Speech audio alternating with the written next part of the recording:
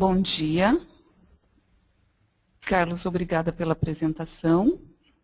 Nós daremos início, então, ao seminário de atividade de água no controle microbiológico.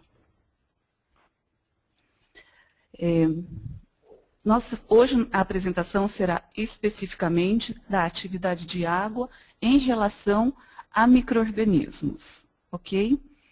Então, antes de iniciar a apresentação de atividade de água, nós queremos fazer algumas perguntas para conhecer o nosso público e também para saber sobre o produto que vocês trabalham.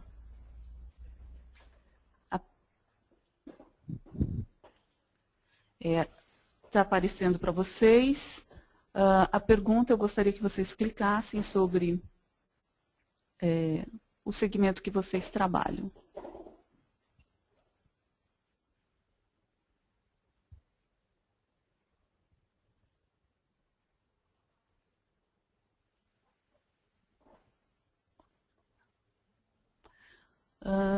Nós recebemos 65% dos nossos ouvintes são da indústria de alimentos, 6% da indústria farmacêutica e 29% de outros.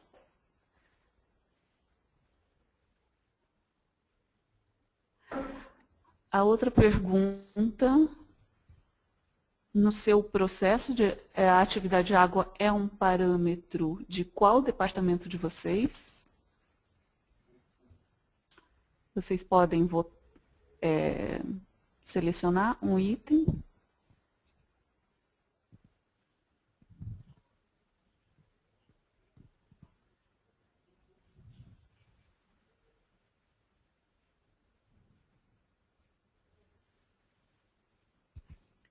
Ok, está mais diversificado. 6% utilizam atividade de água no desenvolvimento de produto, 39% no controle de qualidade, 28% no controle de processo, 6% para liberação de lotes e 22% em estudo de vida de prateleira.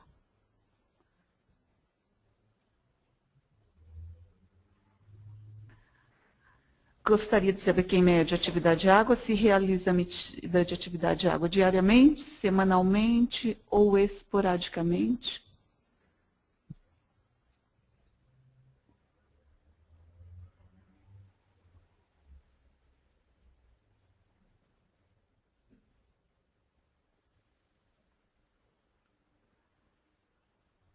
A maioria utiliza esporadicamente e mais ou menos empatado diariamente, semanalmente, ok?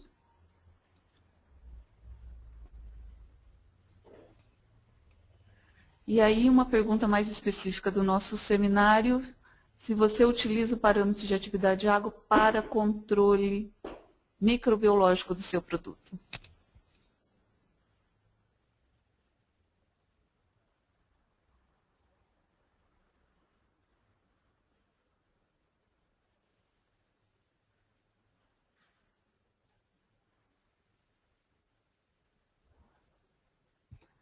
Ok, 56% sim e 44% não. Muito obrigada pela participação de vocês. Então, dando sequência à nossa apresentação, vamos definir atividade de água e umidade. Umidade é um parâmetro já bem conhecido de todo mundo. É um parâmetro quantitativo em que se pesa a amostra, coloca para secar e pesa a amostra ao final do peso constante.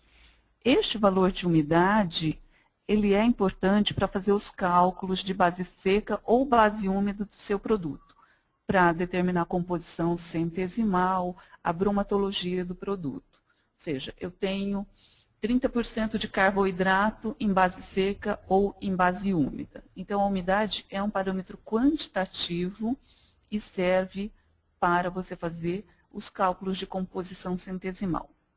A atividade de água é um outro parâmetro, são parâmetros distintos. Por definição teórica, é a medida do estado da energia em um sistema. Antigamente se dizia água ligada e água livre. hoje em dia. Aliás, não é tão hoje em dia, desde a reunião da Isopol em 1997, deixou-se de usar o termo água livre e água ligada, passando a ter a definição de estado de energia da água. O que significa esse estado de energia da água? É um parâmetro qualitativo da água. O estado de energia é eu gosto desse exemplo, porque acho que dá para entender bem. Se eu tiver um becker com água normal, água destilada ou água de torneira, eu tenho água no becker. E aproximar uma esponja deste becker. A esponja vai sugar a água. A água presente na esponja é diferente da água do becker? Quimicamente, não. Os dois são H2O e são água. Permanecem iguais. Mas, fisicamente, essas águas agora têm características diferentes. O ponto de ebulição da água do becker é diferente da água da esponja. A pressão de vapor é diferente, o ponto de fusão para congelar, tudo fica diferente. Esse é o estado de energia diferente. A atividade de água, então, é este estado de energia da água. A água no becker está na energia 1 e a água na esponja vai ter que fazer um trabalho para se liberar, para poder congelar ou a pressão de vapor. Então, é atividade de água. Por definição matemática, a atividade de água vem de uma equação da termodinâmica do potencial químico, onde o potencial químico de uma substância é igual ao potencial químico dessa substância pura nas constantes de pressão e temperatura, num logaritmo neperiano da fugacidade. A água tem uma fugacidade, ou seja, ela tende a ir do lugar que tem menos água para o lugar com mais água. Se, por exemplo, nós deixarmos um leite em pó aberto e a umidade relativa do ar estiver alto, a água vai migrar da umidade relativa do ar para o leite em pó, que tem a atividade de água mais baixa. Essa mobilidade da água é a fugacidade. Então, simplificando essa equação, o logaritmo neperiano da fugacidade é igual à atividade de água na pressão, é a razão da pressão de vapor da água na amostra, dividida pela pressão de vapor da água pura, ambas a mesma temperatura. Ou seja, a água pura é 1 e a atividade de água sempre vai ser um valor menor do que 1. A atividade de água também é igual à umidade relativa de equilíbrio dividido por 100. Ou seja, se eu tenho 75% de umidade relativa, dividido por 100, eu terei 0,75 de atividade de água. Então, a atividade de água da água pura é 1 e de todos os outros produtos será menor do que 1. 0, alguma coisa, 0,80, 0,620, e eu coloquei este número, 620, em vermelho, porque é o limite do desenvolvimento microbiano. Bactérias, fungos, leveduras, bolores não vão se desenvolver em atividade de água inferior a 0,620. Por que medir a atividade de água? Existem N razões de se ter o parâmetro de atividade de água no seu processo, e aqui nós vamos falar de prevenção do desenvolvimento microbiano no seu produto. Fora isso, a atividade de água pode também prever ou avaliar quais reações químicas, reações de deterioração, qual a vida de prateleira do seu produto, qual a estabilidade, que tipo de embalagem devo utilizar, se vai haver a transferência de umidade entre ingredientes, se eu tenho produtos encapsulados, drageados ou recheados e vão migrar a água do meio de maior atividade de água para o menor, o intercâmbio com a umidade relativa do ambiente e também a isoterma. Quer dizer, a atividade de água é um parâmetro amplo e hoje nós vamos falar sobre o desenvolvimento microbiano. Bom, se nós olharmos hoje em dia, a maioria dos produtos são desidratados em pós. Se nós formos ao supermercado, os alimentos são leite em pó, chocolate em pó, sopa em pó, muito produto em pó, medicamentos em pós, comprimidos são pós compactados, maquiagens em pós, muitos produtos são em pó. Isso vem de reduzir o custo, reduz o peso, reduz a embalagem, melhora as propriedades de manuseio e transportes, ok? E também previne muito, porque em produtos desidratados, em pó, nós temos uma redução de atividade de água. Produtos minimamente processados, como alimentos frescos, podem ter atividade de água também reduzida, utilizando uma quantidade mínima de umectantes. Deixa eu fazer só mais algumas perguntas para ver qual a faixa de trabalho de vocês.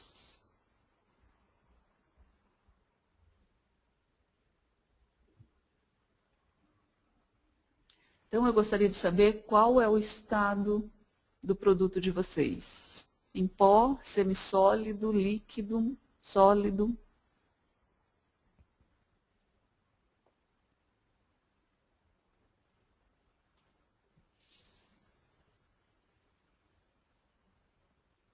Nós temos 55% do pessoal trabalha com produtos sólidos, 25% em pó, 10% semissólido ou líquido.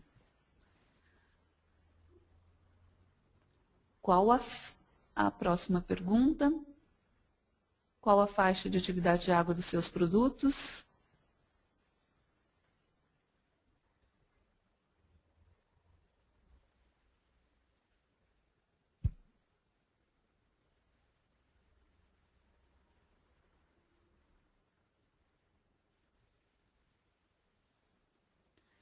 28% continua voltando.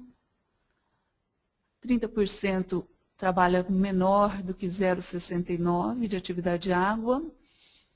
Aí somente 5% trabalha com atividade de água alta, que deve ser o pessoal que trabalha com líquido.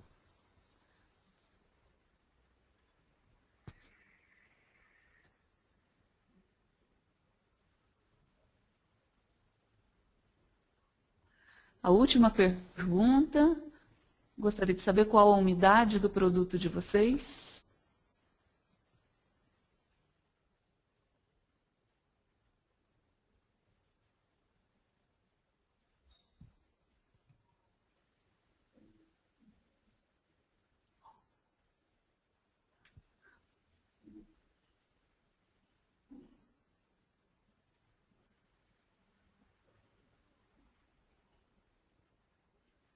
Olha que interessante.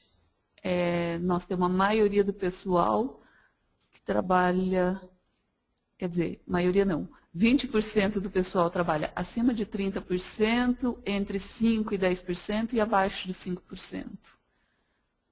E o que é maior, 24%, entre 10% e 15%. Ok, muito obrigada. Então, atividade de água e a microbiologia. Quando nós dissemos micro-organismo, sempre nós pensamos em intoxicação alimentar, alimentos mal processados que estão contaminados. Mas aqui, então, coloquei alguns micro-organismos que são benéficos, que auxiliam. Os lactobacilos, os streptococcus, que fazem parte da indústria láctea, fazendo iogurtes, queijos, penicillium, Saccharomyces, são alguns micro-organismos benéficos que nós queremos que eles se desenvolvam dentro dos nossos produtos. E os micro-organismos que são patogênicos.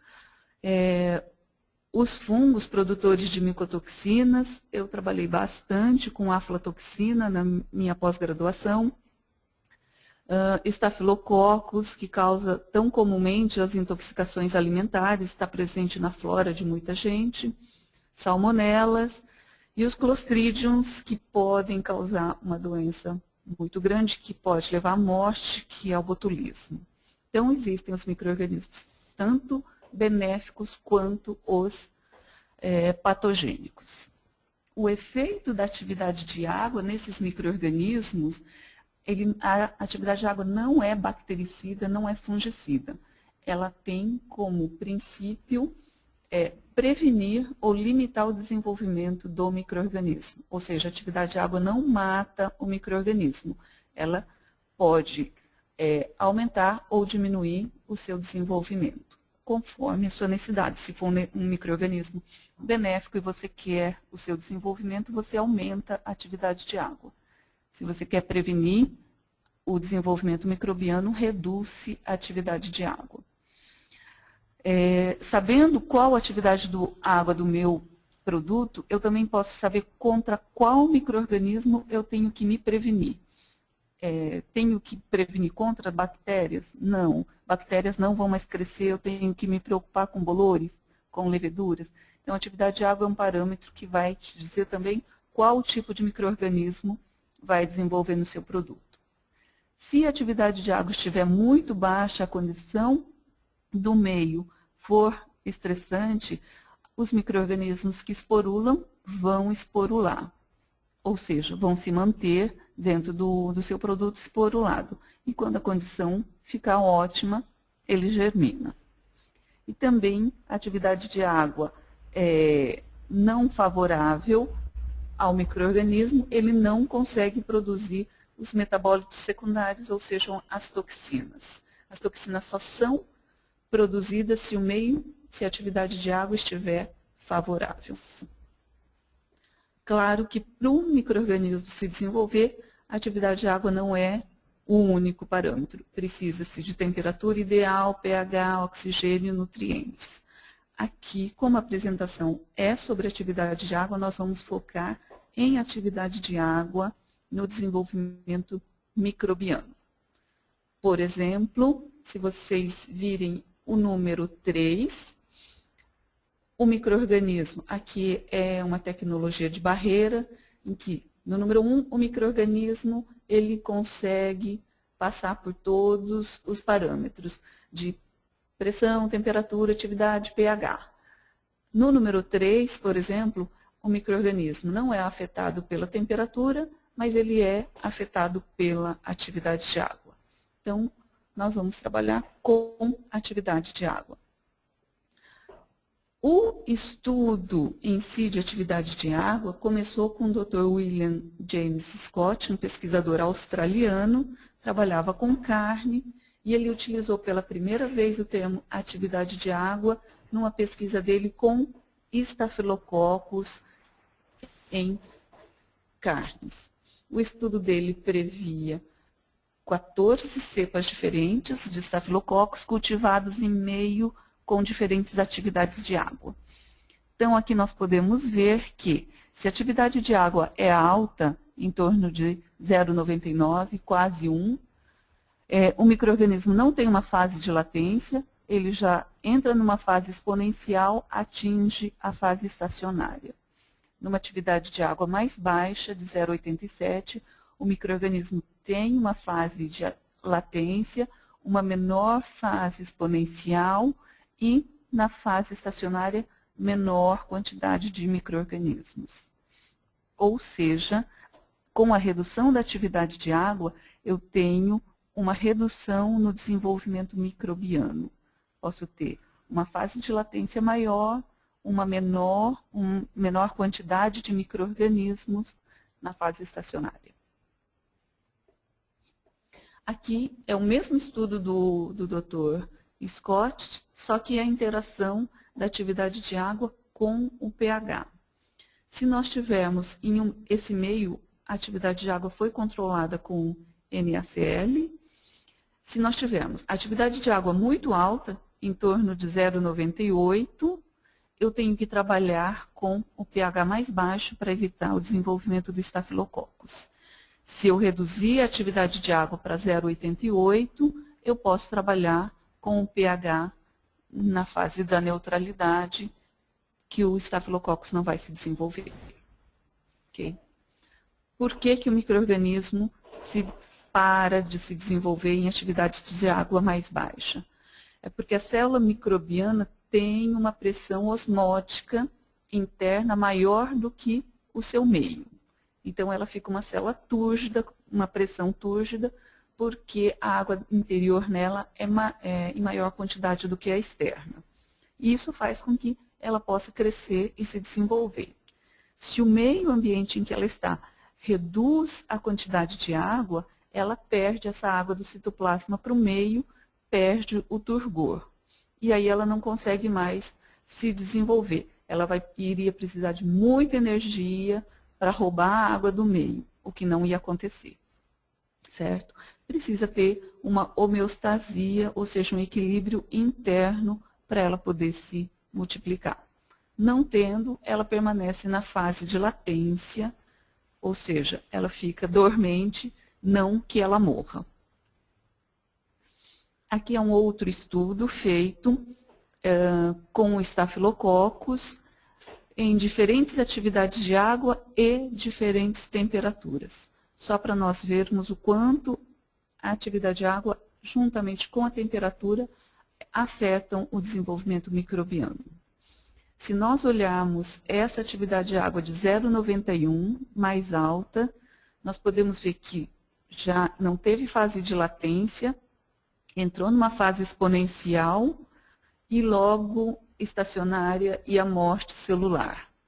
Ao contrário de a 20 graus Celsius, a temperatura interferindo, teve-se uma fase de latência, uma menor quantidade de micro-organismo, uma fase estacionária maior para atingir a fase de morte. Ok? Nessa tabela, nós temos alguns micro-organismos de importância para a saúde pública. Os Clostridiums, que são os micro-organismos esporulados mais resistentes. Toda a técnica de esterilização é baseada nos esporos dos Clostridium, porque são resistentes à temperatura. Mas são micro-organismos muito suscetíveis à atividade de água. Os Clostridium precisam de uma quantidade grande de água para poder se desenvolver e principalmente para produzir toxinas. O Staphylococcus já é uma bactéria halofílica, ou seja, ele tem uma afinidade com sais, por isso que ele consegue se desenvolver em uma atividade de água mais baixas. Mas para produzir a toxina, as enterotoxinas, ele já precisa de uma atividade de água mais alta. As outras bactérias também precisam sempre de atividade de água acima de 0,9 para se desenvolverem. Aqui foi um estudo feito pelo Dr. Chirif, um pesquisador de atividade de água, desses micro-organismos de importância para a saúde pública em diferentes meios, ou seja, no meio cuja atividade de água foi ajustada com NaCl ou com glicerol. Aqui é interessante notar que os micro-organismos são, por exemplo, o Clostridium é mais afetado pelo NaCl, ou seja, quando o meio tem NaCl, ele precisa de maior atividade de água do que pelo glicerol. O Clostridium não é tão afetado pelo glicerol como ele é pelo NaCl. Ao contrário do Staphylococcus, que não é afetado pelo NaCl, mas é mais afetado pelo glicerol. Então, são características distintas dos micro-organismos para se desenvolverem. E aqui, algumas outras bactérias cultivadas em meios ou com NaCl, KCl, sacarose e glucose. Ok? Nós temos aqui um estudo de um Clostridium que foi inoculado num queijo tipo cream cheese, certo? Este Clostridium, se vocês olharem numa atividade de água mais alta, ele apresenta essa característica de se desenvolver mais rapidamente, enquanto que com uma atividade de água de 0,949, não é tão baixa assim, ele já não consegue se desenvolver tanto, ele se mantém numa fase de latência. Ou seja, o Clostridium é bem independente de uma atividade de água alta. Passando das bactérias para os fungos bolores são menos exigentes em relação à água. Ou seja, se um meio está com bastante água, não é que eles não se desenvolvam, mas quando o meio tem muita água, as bactérias vencem a corrida e os fungos ficam aguardando a oportunidade de se desenvolverem. Se a atividade de água baixa, as bactérias já não conseguem se desenvolver e os fungos passam a se desenvolver porque eles são oportunistas.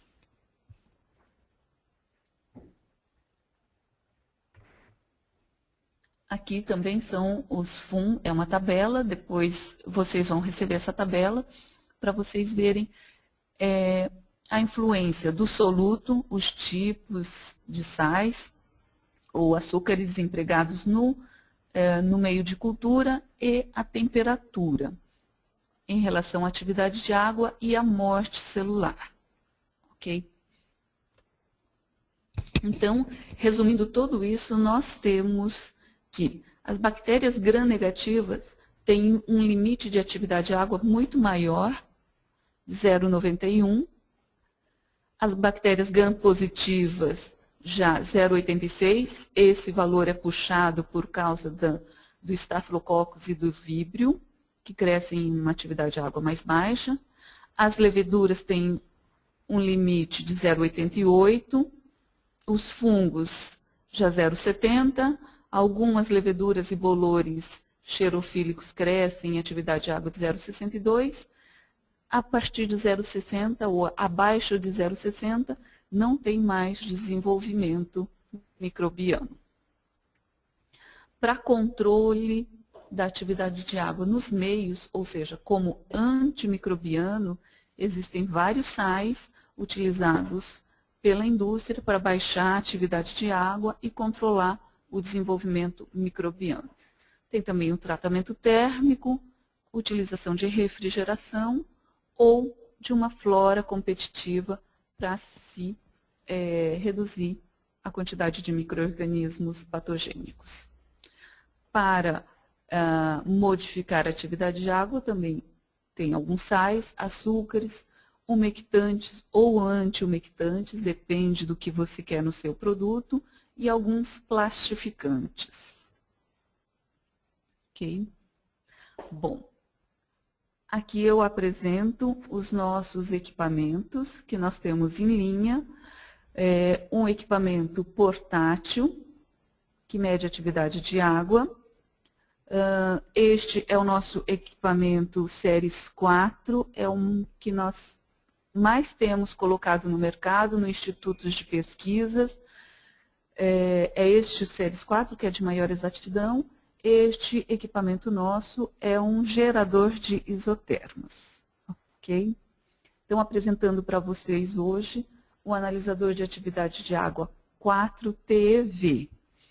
Ele se chama TeV porque ele tem dois sensores de medida de atividade de água. Um por ponto de orvalho e um por capacitância. Este é o equipamento mais versátil porque ele pode ser lido em todos os tipos de amostras, tanto amostras que não contenham voláteis, quanto amostras que contêm substâncias voláteis, como álcoois, gliceróis, podem ser medidos com este equipamento. O princípio de funcionamento de um dos sensores, que é o ponto de orvalho, e ele tem uma exatidão muito grande, que é de 0,003 de atividade de água. Ele funciona de que forma?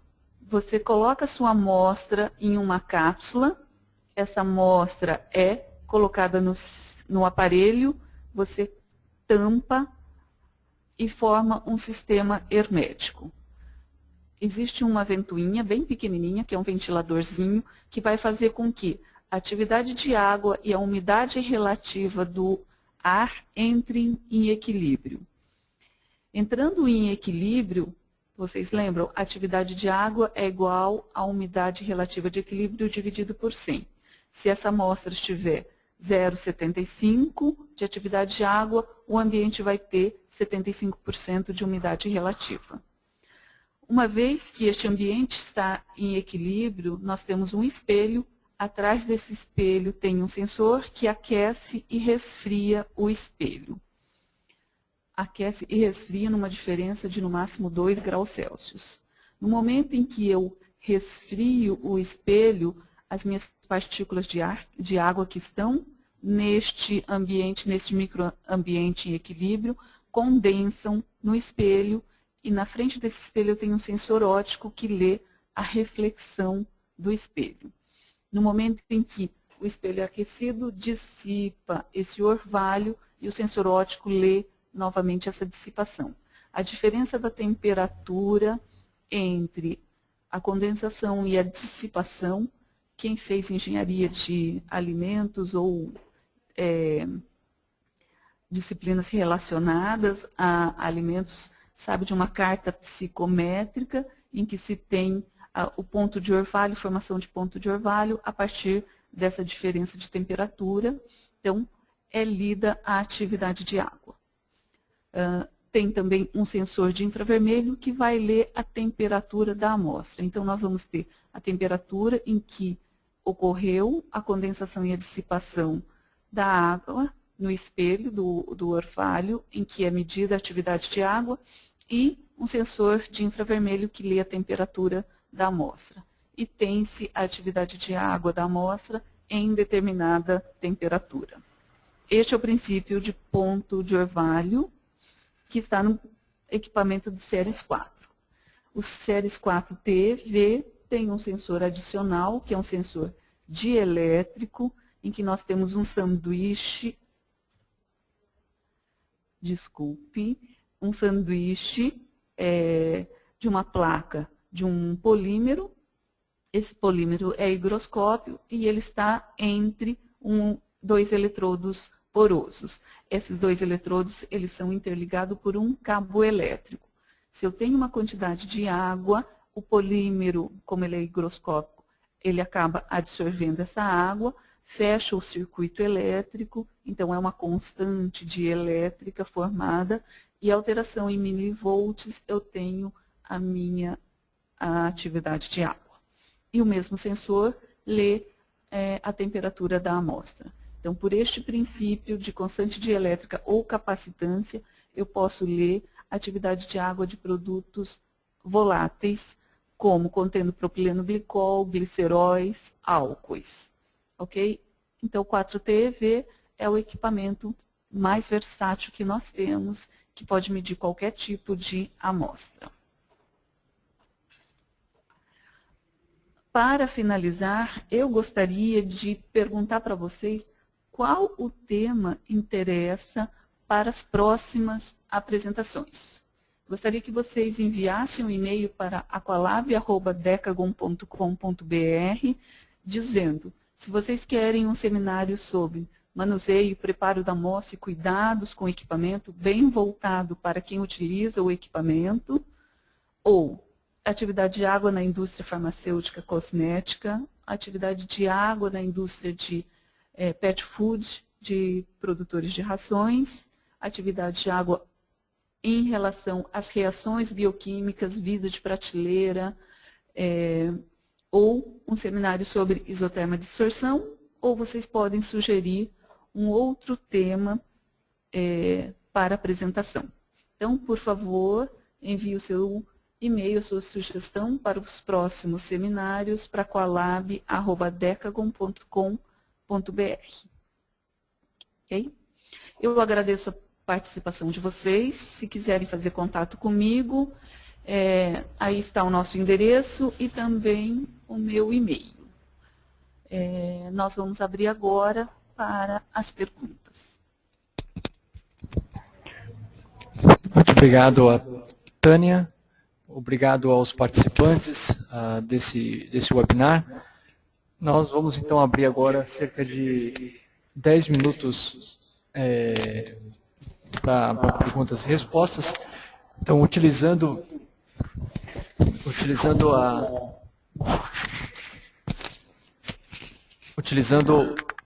o GoToMeeting, pode fazer a sua pergunta e enviar para nós, não precisa mandar um e-mail, é só abrir a interface do GoToMeeting e digitar a sua questão. Enquanto as perguntas vão chegando, eu gostaria de ressaltar que nós vamos enviar uma cópia dessa apresentação aos participantes e também nós vamos responder as questões por escrito e postar no nosso website. Muito bom, então vamos olhar aqui algumas perguntas. Daniel, o colega participante, ele questiona quanto tempo, em média, leva para se fazer uma leitura de atividade de água. Bom, a medida de atividade de água com o séries 4 TE, que funciona pelo princípio de ponto de orvalho, leva em média 2 minutos e meio para ser realizado. Os equipamentos nossos, com o princípio de funcionamento por constante de elétrica, gasta exatamente 5 minutos para fazer a leitura. Ou seja, o PAL-Kit, que é um equipamento portátil, ele gasta exatamente 5 minutos para fazer a leitura, e os outros equipamentos que têm este sensor de constante de elétrica também despendem exatamente 5 minutos, sendo que o ponto de orvalho tem uma maior exatidão e um menor tempo de leitura.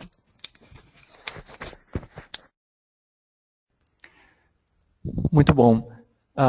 Uma outra pergunta, como que deve ser o preparo da amostra para atividade de água? A amostra deve ser colocada inteira, ela pode ser triturada? Obrigado.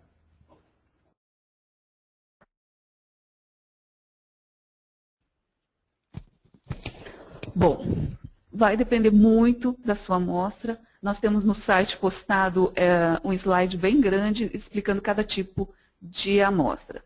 Mas, por exemplo, se você tem, eu vi que muitos de vocês trabalham com material sólido. Se o seu material é sólido do tipo, é uma ração, eu posso triturar essa minha amostra, quebrar essa minha amostra e colocar dentro da cápsula para fazer a leitura. Eu tenho um biscoito. Também eu quebro o meu biscoito e coloco para fazer a leitura. Eu tenho um bolo recheado. Aí eu vou precisar saber, eu quero ler da massa do bolo ou do meu recheio. Leio distintamente massa e recheio para saber, estão em equilíbrio ou não. Quem vai ceder água para quem?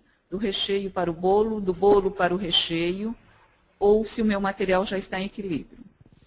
Se eu tenho pessoal da indústria farmacêutica que trabalha com drageados. Se eu trabalhar colocar a draja inteira, eu vou ler a atividade de água só do revestimento.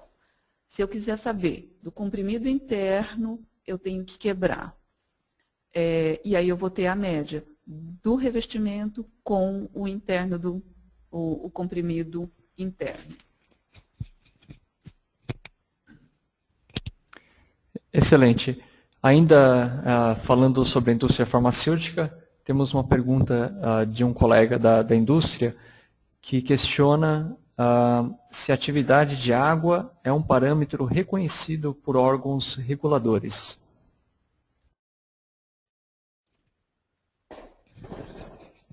A atividade de água ainda não é reconhecida, por exemplo, pelo Ministério da Saúde, mas ele já é descrito na USP, na farmacopeia americana e também na farmacopeia brasileira, com os valores de atividade de água para alguns produtos. Ok? Para o pessoal de alimentos, nós não temos uma legislação nacional. Mas, para quem faz exportação, existem várias legislações de atividade de água para alimentos. Mais uma pergunta. Você indicaria o uso de atividade de água para produção, laboratório, controle de qualidade? Obrigado. Bom, para a atividade de água é um parâmetro importante no desenvolvimento do produto. Então, no laboratório é importante você ter, porque não adianta você tentar corrigir no final. No desenvolvimento é importante. Na produção, nós temos muitos clientes nossos que utilizam o equipamento na produção, tanto para liberação de lote quanto para controle de qualidade. Quando eu perguntei onde vocês utilizavam o equipamento, muitas pessoas responderam que era na produção e para liberação de lotes.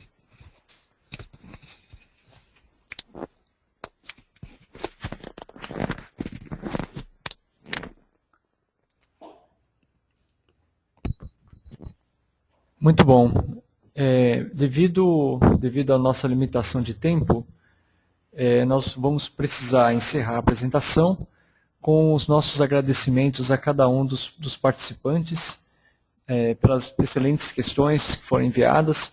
As demais serão respondidas e postadas no website.